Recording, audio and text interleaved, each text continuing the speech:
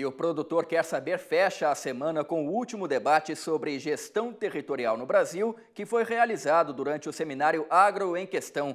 O tema foi sobre o Sistema Nacional de Gestão de Informações Territoriais. Vamos acompanhar. Veio mais uma pergunta aqui. Então... Pegar o gancho do que você mencionou, primeiramente eu agradeço. Aí acho que é um ponto relevante que foi mencionado pela manhã, que esse grande gargalo da regularização fundiária, e especialmente quando vai para os pequenos, ele, assim, se não tiver estrutura de Estado, e se não virar uma política de Estado nos moldes de um grande guarda-chuva, com Casa Civil e aí os ministérios, efetivamente a gente vai ficar sempre aquém do que precisa. E aí, de manhã, a gente mencionou a questão do cadastro ambiental rural, porque se o cadastro ambiental rural não serve para a regularização fundiária e os órgãos públicos precisam ajudar a fazer o cadastramento dos pequenos, que não necessariamente tem regularização fundiária, eu vou ter uma informação que vai fazer um desenho daquela pequena propriedade, que ele pode não servir como o GEL do INCRA, mas ele vai ser uma informação de limites daquela propriedade. Ou seja, a gente já está fazendo um esforço repetido aqui, gastando dinheiro, e gastando recursos, gastando hora-homem e tecnologia. Então, se as coisas não se conectam, porque você menciona a regularização fundiária daquele pequeno, eu quero saber da regulação fundiária e da regulação perante o Código Florestal, porque hoje, se a partir do ano que vem, 2019, os bancos não vão poder dar crédito, daqui a pouco não é só a informação do cara, esse cara vai ficar irregular do ponto de vista fundiário, irregular para tomar crédito, irregular para poder vender seu produto e vai ficar irregular o resto da vida. E aí? É esse o Brasil que a gente quer ou a gente quer mudar essa fotografia fundiária e regularização e aí passar por todos os problemas? Porque, senão, a gente vai continuar... Vou fazer só um pequeno comentário, porque ele está colocando uma visão do profissional, perfeito? Dentro de uma instituição que está vivendo todos os problemas estruturais, normal. A colocação do Paulo Farinha de manhã, representando a Coordenação Geral de Regulação Fundiária do INCRA, foi no sentido de o CNIR vai integrar o CAR, e nós vamos aperfeiçoar todos os nossos processos de regularização, de procedimentos, racionalizar processos, reduzir a exigência, padronizar exigências. Então, o que você está colocando, a fala dele é no sentido de estar sentindo hoje, porque não chegou a essa realidade. E ele está colocando isso. Mas a fala do INCRA em Constituição de manhã foi no sentido oposto do que você está colocando. Vamos integrar o CAR, sim. Há uma recomendação, estamos trabalhando num grupo técnico, e é esse o futuro que nós estamos definindo como política dos órgãos de Estado. Então, eu queria só deixar marcado que parece que o INCRA, Estacionamento de Manhã, junto com a parceria com a Receita e com o Ministério do Meio Ambiente, está caminhando nesse sentido de aproveitar tudo que tem de bom nos outros e ter um processo único de coleta e aperfeiçoamento. Tá? Sim, em primeiro lugar, gostaria de parabenizar os palestrantes, o professor. Já há algum tempo, eu tenho analisado alguns cadastros de proprietários de imóvel rural, aqui mesmo dentro da CNA. E, vendo o trabalho conjunto entre a Receita e o INCRA, hoje me deixa um pouco mais sossegado em saber que, para um futuro não muito distante, a gente pode ter segurança jurídica dentro daquilo que a gente analisa dentro de um cadastro de imóvel rural. Mas, quando a gente passa do cadastro dentro de um sistema que você analisa os dados, ou que o próprio proprietário tem declarado, que é autodeclaratório, a gente se espelha muito nas informações que a gente recebe de órgãos oficiais para tornar esse número único, assim como vocês também tentam integrar esse número.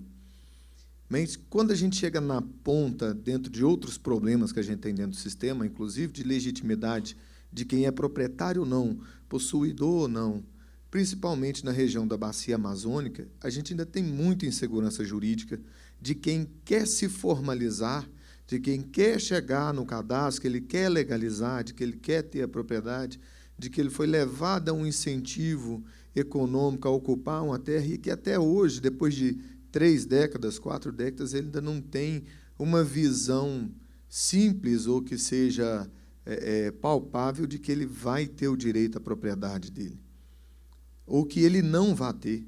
Porque se ele tiver o direito garantido por lei pelo Estado brasileiro de ter a propriedade, ele ocupando a posse por mais de 30, sei lá quantos anos que ele ocupa aquele espaço, se ele tem ideia de que um dia ele pode ter, ok. E se a partir daí a gente evoluir para um ponto onde a gente saiba pelo menos quem é, porque criminalizar, muitas vezes, a gente colocar um número de queimada, ocupação, grilagem de terra. Agora, quem são?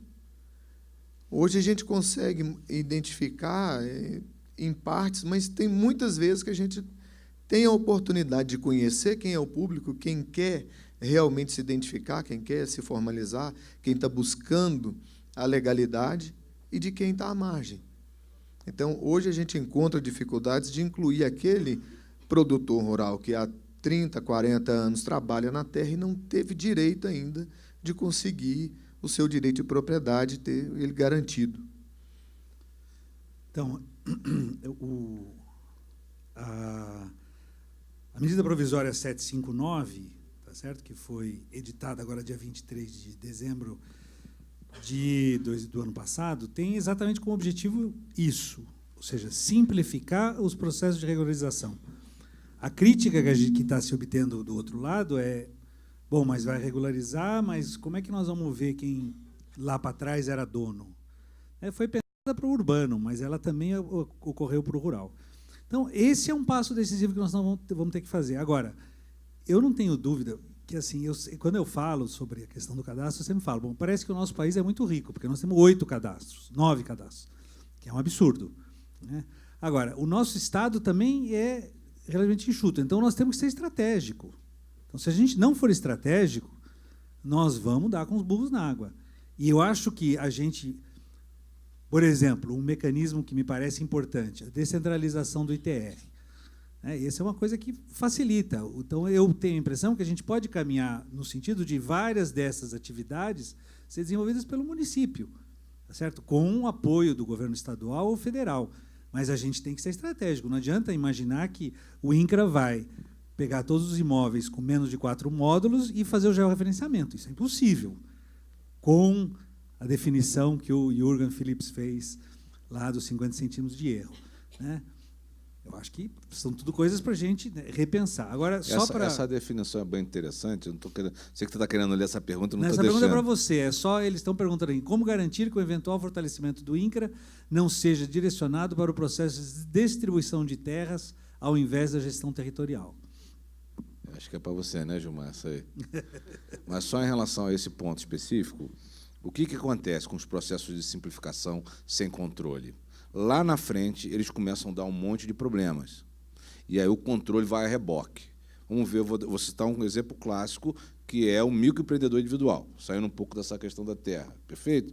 Vamos simplificar, porque precisa e tal, é R$50, e bota a fila, mutirão, e por não sei o quê. 8 milhões de mês, agora que nós temos. É o maior, tudo bem, tem um percentual bom de pessoas, mas está na hora de fazer o ajuste. Está na hora de fazer o ajuste. O ajuste tem 2,5 milhões que nós vamos cancelar numa paulada só, que nunca entregaram uma declaração, que nunca recolheram nada, certo? Que tem CPF fraudado ali, que não é o mesmo cara. Você está entendendo? É um percentual elevado. Então, é um momento. Se tivesse nascido o controle junto com a simplificação, porque esse é a responsabilização, junto com a simplificação, esse aqui é o ponto. O que acontece no país desenvolvido? Você simplifica, mas você responsabiliza. No Canadá, você abre uma empresa e um dia mete um dedão lá e acabou, não tem licença. Agora, se você está explorando a atividade da qual você mentiu, você vai em cana. Você vai em cana. Então, a simplificação sem responsabilidade é bagunça. Então, o que acontece?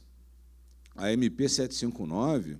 pode gerar uma situação de regularização sem o mecanismo de você enxergar, opa, tem sobreposição, tem 6 pessoas com título sobre essa terra aqui, tem um que já está sentado lá, e a gente conseguir enxergar isso e organizar isso, beleza. Agora, não é essa a realidade atual dos cadastros brasileiros. Então, o risco que nós temos de gerar essa situação conflituosa, para depois, em função de alguma situação gerada, ter que regularizar a fórceps, é um risco bastante alto. Perfeito? É o preço que se paga por simplificar sem ter condições de controlar e responsabilizar. Fazer uma observação. Você vai falar sobre outro tema. Só para encerrar, eu acho que você tem razão, viu? Eu tenho pensado muito nisso.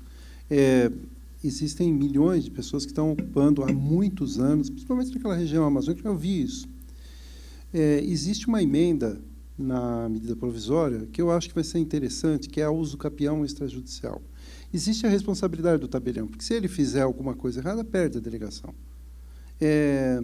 A experiência no inventário extrajudicial, que atemorizou muita gente, hoje a pessoa consegue fazer todo um processo que consumia 4, 5 anos em apenas um dia ou 2, e com uma diminuição de custos assim expressiva.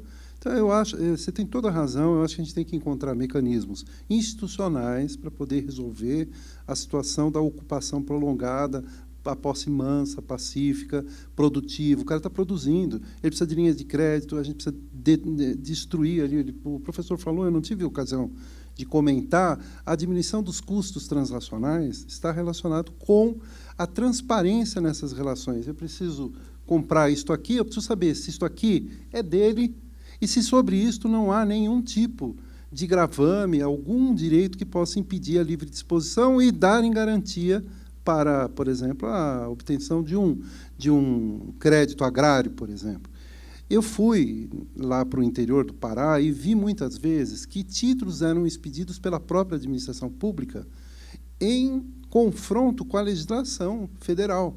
E agora a gente está vendo, inclusive a Confederação foi parte em alguns processos, a anulação de atos de registro que, na verdade, tem a base em títulos que foram expedidos pela própria administração pública. E centenas, para não dizer milhares, de propriedades nessas condições, passíveis de terem as suas matrículas anuladas, propriedades que estão dadas em garantia de crédito do Banco do Brasil. Essa situação é um negócio absurdo, que a gente precisa realmente resolver, porque não se trata de grilagem, não se trata de ocupação indevida, é um produtor rural que está lá. A pergunta que foi colocada com relação ao fortalecimento da instituição. Eu diria que há quantos anos não existe reforma agrária mais no Brasil? Não se tocaram disso já? Desde que ano que nós não temos praticamente quase nenhum assentamento sendo criado. Alguns resquícios de processos antigos correndo aí. Há anos correndo judicial já. Aí sai lá. E algumas áreas novas, muito aqui e ali pingadinho. Não existe mais esse processo praticamente há uns bons anos. 2011 para cá, o decreto de 2011 caducou quase todos. Então, vamos cair na realidade, pessoal. Esse processo já nem está mais ocorrendo na prática. É mais em termos de discursos de lado a lado que realidade. A realidade mostra isso, pega os números mostram isso. Agora, nós não vamos fazer isso por termos medo de que possa acontecer algo que eu não quero. Nós vamos fortalecer para fazer a questão fundiária, que é necessária, que milhões de brasileiros, um público muito grande, foi dito aqui, do trabalho com os estados, né? Região Nordeste, região Norte, que é a grande pressão, mas vai para as outras regiões. Santa Catarina tem área de regularização fundiária com o Estado, que o INCRA está trabalhando junto. Santa Catarina tem terras não tituladas. Agora chegou lá uma área, um estado onde o imóvel pequenininho, 10, 15, 20 hectares, tem 2.000 hectares lá num imóvel só para ser regularizado do Estado. O INCRA tem mais alguns outros fazendo regularização. Ou seja, são várias pessoas que estão lá, não são números. Eu digo, são pessoas que estão lá na ponta, demandando isso, dependendo disso para ter acesso a crédito, acesso a qualquer outra coisa, fazer inclusive transação do bem. Não pode. Isso é necessário. O risco sempre ele existe até no dia que a gente vota. Tu nunca sabe o que vai acontecer depois. O sujeito entra e depois faz tudo ao contrário do que tu imaginou, ou que ele disse. Sempre há.